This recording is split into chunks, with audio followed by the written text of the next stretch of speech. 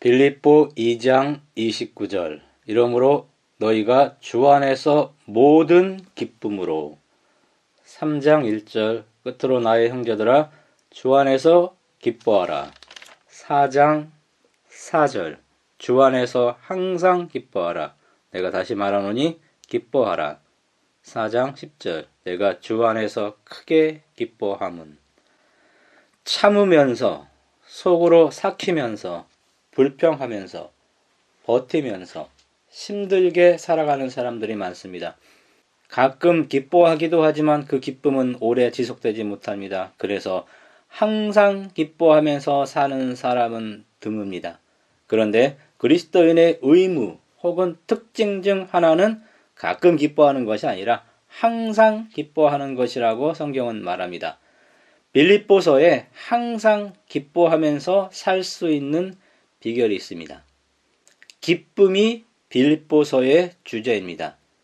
빌립보서는 4장으로 되어 있고 절수로는 104절로 구성이 되어 있습니다. 이 작은 책에 기쁨, 기뻐하다라는 단어가 16번 나옵니다.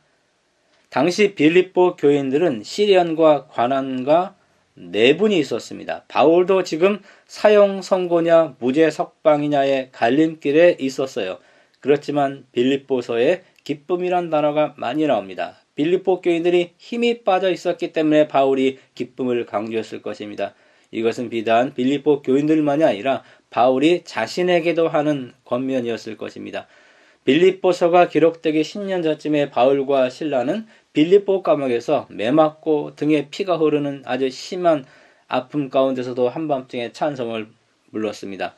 바울은 3차 여행을 마치고 예루살렘에 올라와서 체포되어 2년 정도 가이사라 감옥에서 지냈던 경험도 있었습니다. 그 이후에 바울은 다시 로마로 이송되어 로마 병정의 감시 아래서 2년 정도 자기 셋집에서 보내면서 찾아오는 사람들에게만 복음을 전하고 있었습니다. 이 수감 중에 바울은 옥중 서신, 골로새, 에베소, 빌레몬, 빌립보서를 기록한 것입니다. 바울은 기뻐할 이유가 전혀 없는 상황에서 기뻐하면서 또 기뻐하라고 권고합니다. 기뻐할 이유가 없는 상황에서 기뻐할 수 있는 비결은 무엇입니까? 그 비결은 오늘 읽은 본문에 보니까 어떤 상황이든지 주 안에서 있으면 기뻐하는 것입니다. 너희 속에 착한 일을 시작하신 이 1장 6절 너희 안에서 행하시는 하나님 2장 13절 그 하나님이 우리 마음에 있을 때 다른 말로 우리가 주 안에 있을 때 항상 기뻐할 수 있는 것입니다.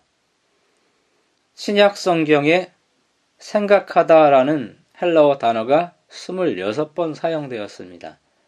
그 중에 바울이 23번을 사용했는데요. 빌립보서에만 10번이 나옵니다. 그리스도인의 기쁨의 비밀은 생각하는 것에 있습니다. 빌립보서를 그리스도인의 심리학 책이다 이렇게 보는 사람도 있습니다. 이 서신은 기뻐할 수 없는 이 세상에서 기뻐하기 위해서 그리스도인들이 가져야만 하는 마음의 생각을 가르쳐 줍니다. 기쁨을 훔쳐가는 도둑들을 잡는 비결은 생각입니다. 위어스비 목사는 기쁨을 훔쳐가는 도둑들 4가지와 그 도둑을 잡는 비결까지 빌립보서와 연관해서 말씀을 했습니다. 그 첫째가 환경이에요.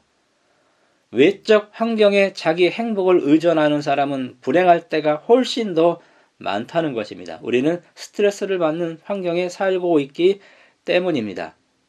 환경이라는 도둑을 잡는 비결이 빌립보서 1장에 나온다 이렇게 말하고 그분은 이렇게 설명합니다. 그리스도를 첫째로 두고 그분께만 한 마음을 가지면 환경 때문에 기쁨을 뺏기지 않고 기뻐할 수 있다 이렇게 제언합니다.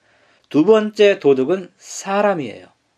우리는 기후나 고속도로의 교통이나 다른 사람의 언행을 조절할 수 없습니다.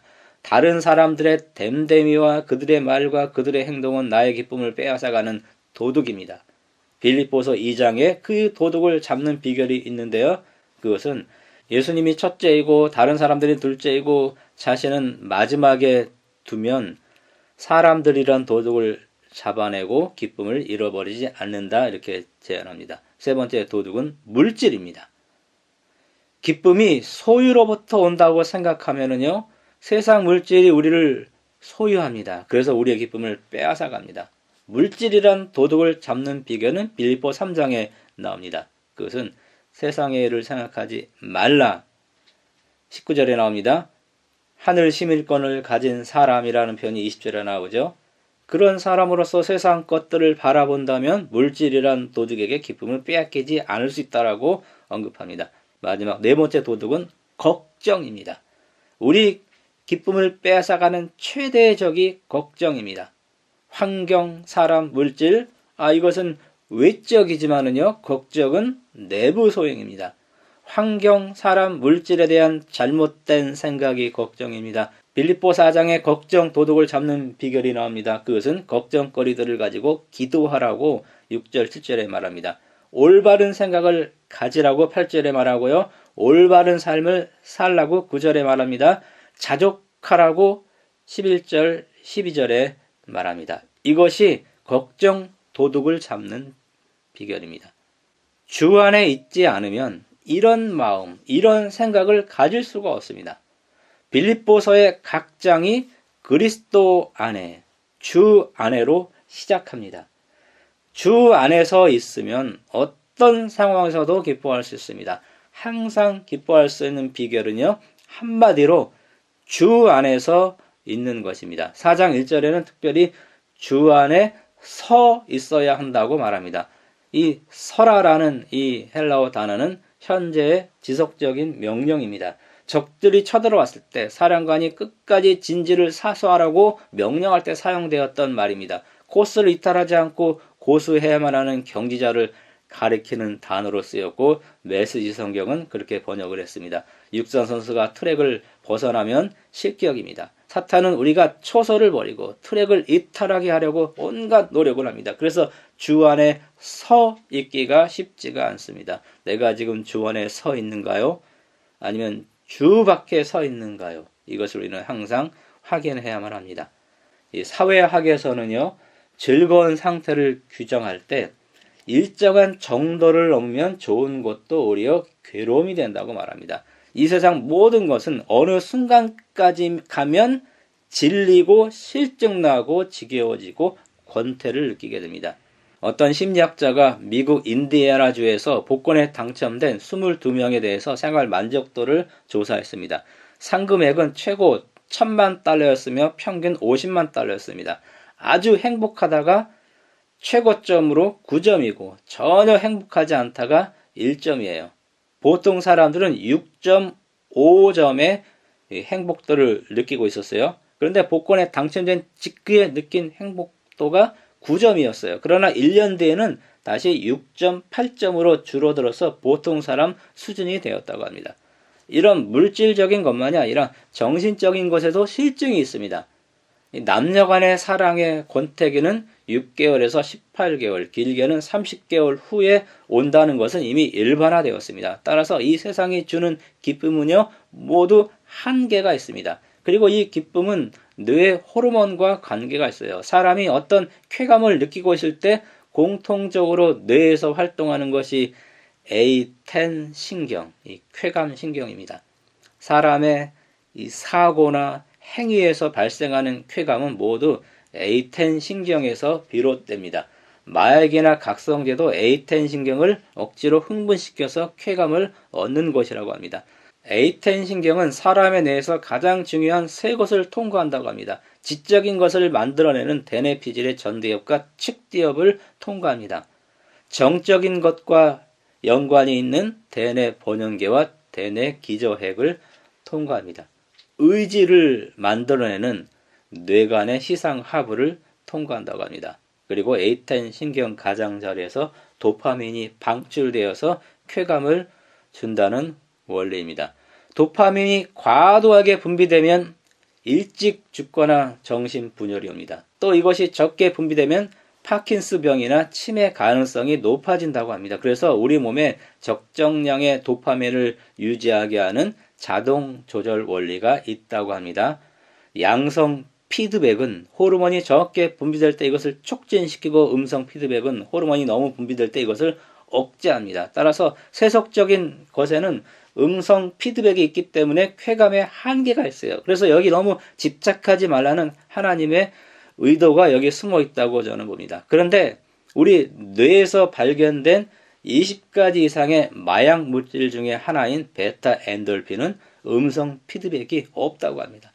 아무리 많이 분비되어도 인체에 해가 안 된다고 합니다. 몰핀보다 40배에서 200배의 진통 효과가 있다고 합니다. 그리고 A10 신경을 활성화시킵니다. 한 번 분비된 이 베타 엔돌핀의 절반은 효과가 5분 정도 지속이 된다고 합니다. 계속 긍정적이고 즐거운 마음을 가지고 있고 유쾌한 생각을 하고 웃고 또 운동을 하고 이런 것들을 계속하면 계속 엔돌핀의 효과를 얻는다는 원리입니다. 주 안에 있으면 베타 엔돌핀이 분비되어서 항상 기쁨 가운데 살 수 있습니다. 그 기쁨에는 음성 피드백이 없습니다. 그래서 실증이 나거나 질리지 않고 지속적으로 기뻐할 수 있는 것입니다. 그래서 바울은 세속적인 것들을 통해서가 아니라 주 안에서 기뻐하라고 2장 29절, 3장 1절, 4장 4절, 4장 10절에서 말합니다. 스텝츠 크라이스트 116쪽에 나오는 이야기입니다. 인생의 길을 걸어가고 있는 많은 사람은 저희 잘못과 실패와 실망에 대해 자꾸 생각함으로 저희의 마음이 근심과 낭망으로 가득 차게 된다. 필자가 유럽에 있을 때 이러한 처지에서 깊은 고민 가운데 빠진 한 자매가 나에게 무슨 위로의 말을 요청하는 편지를 써서 보낸 일이 있었다. 내가 그의 편지를 읽은 날 밤에 난 한 꿈을 꾸었는데 그 꿈 가운데 나는 한 동산에 있었고 그 동산의 주인인 듯한 사람이 길을 안내하고 있었다. 나는 꽃을 따며 향기를 맡고 있었는데 그때 내 옆에 서서 가던 그 자매는 그의 길을 방해하는 보기 싫은 찔레나무에 나의 주의를 이끌었다. 그 자매는 거기서 슬퍼하며 탄식하고 있었다. 그는 안내자를 따라 길을 걸어가지 아니하고 찔레와 가시나무 가운데로 걸어가고 있었다. 그는 탄식하여 말하기를 이런 아름다운 동산이 가시나무로 면목이 손상되는 것은 가석한 일이 아닌가 라고 하였다. 그때 그 안내자는 말하기를 가시나무는 당신을 상하게 할 뿐이니 그것은 상관하지 마시오. 그리고 장미와 백합화와 석죽을 따시오 라고 하였다. 우리가 주 안에 있으면 주님이 우리를 안내하면 우리는 장미와 백합화와 석죽을 따고 그 향기를 맡으면서 기뻐할 수 있습니다. 주 안에 있지 아니하면 코스를 이탈하면 우리는 찔레와 가시나무와 자기 잘못과 실패와 실망에 대해 자꾸 생각함으로 마음이 근심과 낭망으로 가득 차게 되고 그것은 우리를 상하게 합니다. 우리 삶의 동산에 장미가 있고 백합화가 있고 석죽이 있고 찔레와 가시나무가 함께 공존합니다. 기쁨, 성공, 승리 이런 것들이 우리 삶에 있어요. 잘못, 실패, 실망 이런 부정적인 것들로 함께 공존합니다. 여러분 어떤 것을 생각하고 있는가요? 주 안에서 있을 때만 우리는 올바른 생각을 해서 항상 기뻐할 수 있습니다.